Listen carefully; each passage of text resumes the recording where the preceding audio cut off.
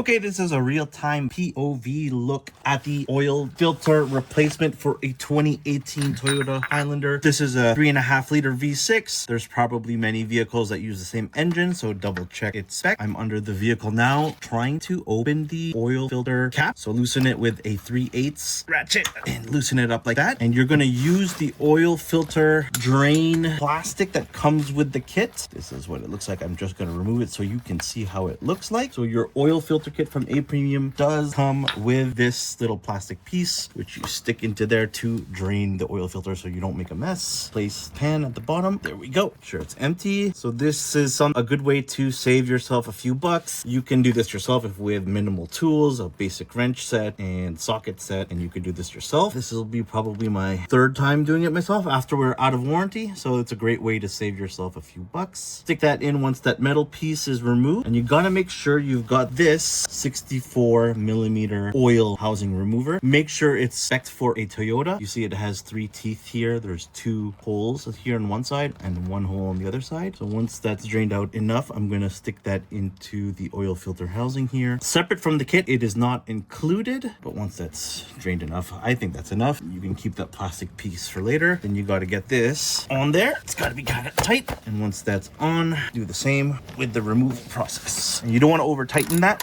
so make sure you torque that. You open this, you'll see because of gravity all the oil will fall down, so it's nice to have that plastic plug thing to drain the oil before you do this. It's kind of tight there. I'm using a regular 3/8 ratchet wrench, and I made sure not to over tighten it. Torqued it to spec. Some places over tighten it and it gets incredibly difficult to remove, so using the included plug and torque wrench to remove this oil filter is a really good idea. I'm going to show you what the kit looks like compared to the one I had on before. You're gonna follow me. I'm gonna use my other hand here to put your car up on this ramp properly without any help. Probably less if you've done it before. So you have this kit here. You can definitely do this yourself. Let me get a nice pair of gloves. So you see the kit itself comes with a new cartridge filter like this and all the little gaskets that you need to replace. Get the glove on so I don't get oil on my hands. So you've got the filter, just like this, placement, just like that, and you replace the gasket here. I'm gonna take a little screwdriver to get it out. Flathead that I have here on the side. Make sure not to damage the housing. There's one. Now you put on the other gasket. That's it. Make sure it's lubricated with the oil, and I'm gonna actually keep it stuck on here, so which is good because I'm gonna have to put that back. And this one goes on. Oh, sorry, no, you have to remove this. One moment. And make sure this housing comes off.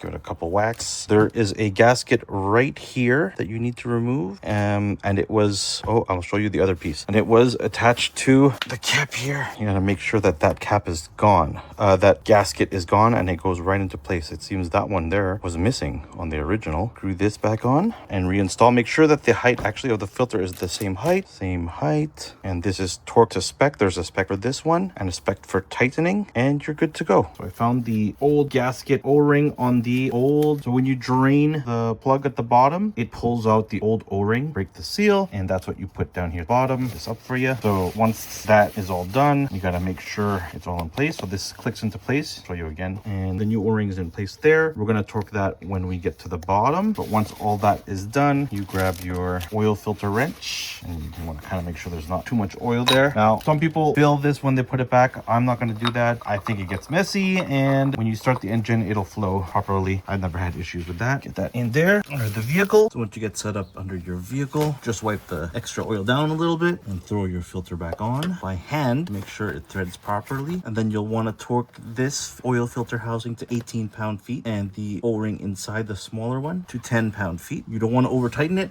The first time I did the oil change, it was so tight I had to get a breaker bar, and it was a nightmare to do. Don't do that, especially if you're gonna have to redo the oil change. Let me get that first one is 18 pound-feet there. Your torque wrench. So this one is set to 18 pound-feet. You want to make sure it's tight enough that it doesn't leak, but not too tight that it would break the plastic housing, and make it easy to remove later. So once you hear that click, you're done. And the smaller one is 10 pound-feet. Let me adjust here off. Well, let's see if we can do it on camera here. No, I can't get that. So I'm gonna adjust it to 10 pound-feet. Do this part here, make sure that's tight. 10 pound-feet, and that's it. You're done for the oil filter. If you like these kind of POV reviews, I hope this was helpful. Consider following the channel. Thank you.